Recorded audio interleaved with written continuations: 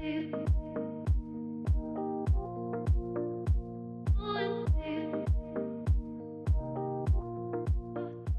full-time employee salaries, data entered should reflect the new or upcoming school year. Report salaries only for employees who are employed full-time at your school. If an individual has more than one role, count them in the role in which they spend the most time. Report full-time base salary amounts. Do not include extra stipends or allowances. If there's a role listed that you do not have in your school, mark it as not applicable. If you have the role but it is not currently filled, also mark it as NA.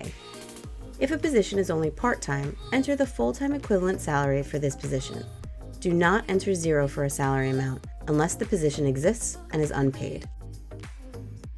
The remainder of this recording reviews tools and techniques that you can use throughout data entry to have a successful experience. The recording is identical across all categories of data. If you've already heard these tips in another recording, you can skip the rest of this video. First, we will review the tools and techniques entering data online, and second, entry using the export template. Each subcategory of data starts with notes about the data to be entered in that subcategory. Often, you will find a note about whether the data to be entered are for the current or new school year, or for the prior year. For each table of data to be entered, the instructions highlight important information for entering data in this section of the collection. Be sure to review the bulleted notes.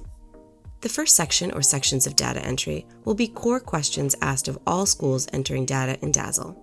Toward the bottom, you may find tables of questions added by one or more of the associations using DASL and tied to your school. You can fill in the tables with last year's numbers and then go through and edit them. This is a particularly useful approach in areas where the data don't change much from year to year, such as school characteristics. You can use the Notes feature to record useful information about the data point you've entered in a field. This could include an explanation of an unusual value or notes about where you found the data in your school's records or systems. You can hide or show the notes as you go through data entry. You can view prior year notes by going to Manage Data, Update School Data. From Update School Data or the Data Collection homepage, you can also download your prior year's entry and include notes. As you enter more data, it can become difficult to find the fields that need to be filled in. Click Highlight Missing Data at the top of the page to find those fields. The system will highlight with pink stripes any fields on the page that are missing data, making it easy to find them and fill them in. To find definitions relevant to a data point, mouse over the question mark icon for that row, column, or section of data. Use the NA button to designate a field or group of fields as not applicable to your school. This will mark the fields as complete and will show them as such in your progress bars. Click Save or Ctrl+S often to keep your work. DASL does not automatically save the data you enter. Clicking Save or Ctrl+S will make sure that your work does not get lost if you suddenly lose your internet connection. Shaded cells are calculated by the system based on the numbers that you've entered in other fields. To make the system rerun the calculation, change one of the numbers entered and click the Save button or Ctrl+S. Be sure to click Save or Ctrl+S to save entered data.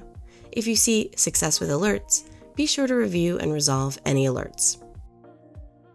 When entering data in the Excel template, a few essentials to keep in mind are: you can use email to pass the spreadsheet from one member to another to enter data directly or upload it to Google to share across your team.